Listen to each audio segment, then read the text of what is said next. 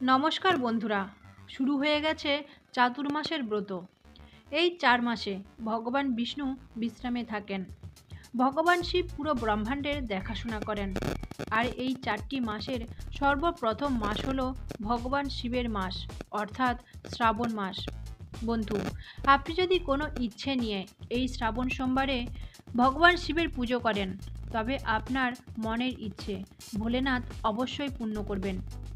সেই ইচ্ছে সুসন্তান লাভের জন্যই হোক বা পরিবারের মঙ্গলের জন্য, সমস্ত রকমের শুভ ইচ্ছে লাভ করার জন্য এই শ্রাবণ মাস হলো অত্যন্ত পুণ্যপ্রদায়িনী। কারণ এই মাসটি ভগবান শিবের খুবই প্রিয়। বন্ধুরা, আজকের আলোচ্য বিষয় হলো শ্রাবণ সোমবারে কিভাবে ভোলেনাথের পুজো করবেন, এই পুজোতে কোন কোন দ্রব্য প্রয়োজন, উপোস থাকলে আপনি কি সেবা করবেন, কিভাবে ভগবানের কাছে প্রার্থনা করবেন, কোন মন্ত্র জপ করবেন। আশা করি বন্ধুরা ভিডিওটি দেখে আপনি উপকৃত হবেন। এবার মূল পর্বে আসা যাক। ভোলেনাথের আরেকটি নাম হলো আশুতোষ, অর্থাৎ যিনি অল্পতেই সন্তুষ্ট হন। বাবা ভোলেনাথের সেবার জন্য খুব বেশি কিছু প্রয়োজন হয় না। আসলেই যেটি প্রয়োজন হয় তা হলো অটল ভক্তি আর বিশ্বাস। বন্ধুরা, আপনারা নিশ্চয় জানেন মার্কণ্ডেয় ঋষির আয়ু ছিল মাত্র 16 বছর। যেই দিন তিনি 16 বছর পূর্ণ হলেন, তার বাবার কথা মতোই শিবলিঙ্গকে জড়িয়ে ধরে মহামৃত্যুঞ্জয় মন্ত্র জপ করতে থাকেন তিনি। ফলে যমরাজ তাকে আনতে এসেও খালি হাতে ফিরে যান। ভগবান শিব 16 বছরের মার্কণ্ডেয়কে মৃত্যুর হাত থেকে রক্ষা করে দীর্ঘ আয়ুর বর দেন। এই সমস্ত কিছু ঘটেছিল শুধুমাত্র ভগবানের প্রতি বিশ্বাসের ফলে। ভগবান শিবের শ্রাবণ মাসের ব্রত সমস্ত লোকই করতে পারেন। পুজোর বিধি খুবই সহজ সরল। আপনি যদি চান তো বাড়িতেও করতে পারেন এবং শিব মন্দিরেও করতে পারেন। তবে বাড়িতে পুজো করবার জন্য একটি শিবলিঙ্গের প্রয়োজন। পুজোর উপকরণগুলি হলো বেলপাতা, ফুল, ফল, পঞ্চামৃত, গঙ্গাজল, ধূপ, দীপ।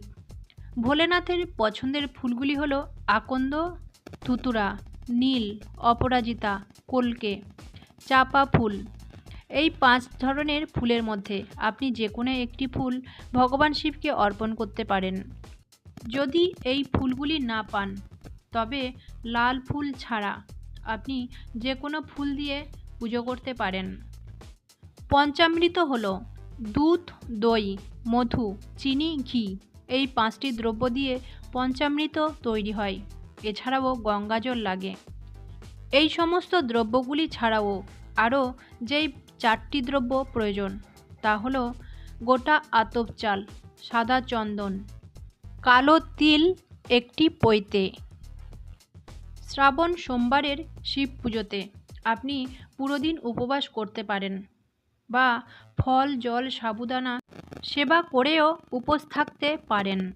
তবে বন্ধুরা, সোমবারের আগের দিন রবিবার অবশ্যই নিরামিষ আহার করা প্রয়োজন। এবার জানব পুজোর দিন কিভাবে পুজো করা উচিত এবং কি কি করণীয়।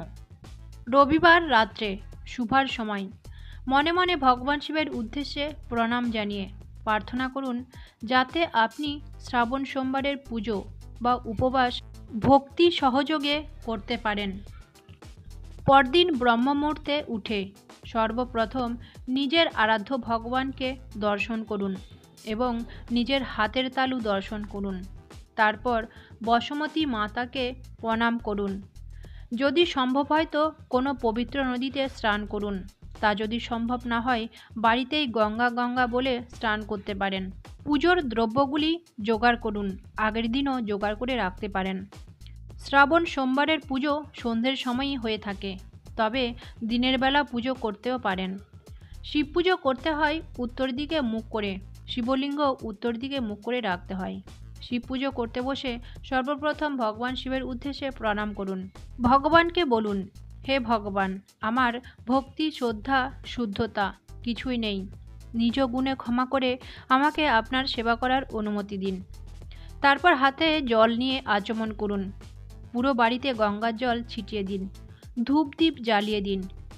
প্রথমেই শিবলিঙ্গের ওপর চন্দন লেপন করে পঞ্চামৃত দিয়ে অভিষেক করান। তারপর গঙ্গা জল দিয়ে অভিষেক করান। পৈতে নিবেদন করুন।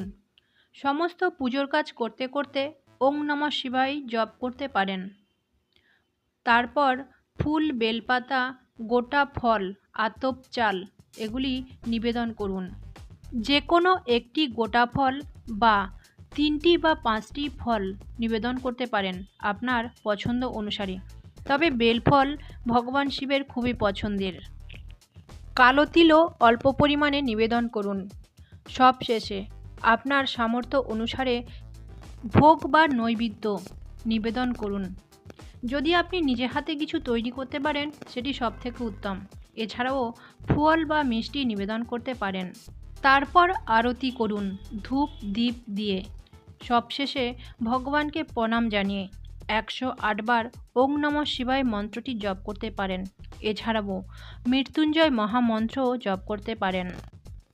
এরপর আপনার যে সমস্যা রয়েছে তা আপনি ভগবানের উদ্দেশ্যে জানান।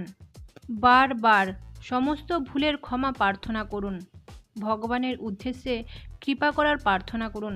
এভাবেই বারবার ক্ষমা চাইলে দেবাদিদেব মহাদেব অবশ্যই আপনার মনের ডাকে সাড়া দেবেন। বন্ধুরা, ভগবানের কাছে কিছু চাইলে তিনি অবশ্যই দেন। তার জন্য নিজেকে ধৈর্য ধরতে হয়। যদি আপনি বিশ্বাস রাখতে পারেন তবে অবশ্যই সফল হবেন। বন্ধু, আপনি যদি ভিডিওটি দেখে উপকৃত হন, চ্যানেলকে সাবস্ক্রাইব করে ভিডিওতে একটি লাইক করে আমাদের সঙ্গে থাকবেন। ধন্যবাদ।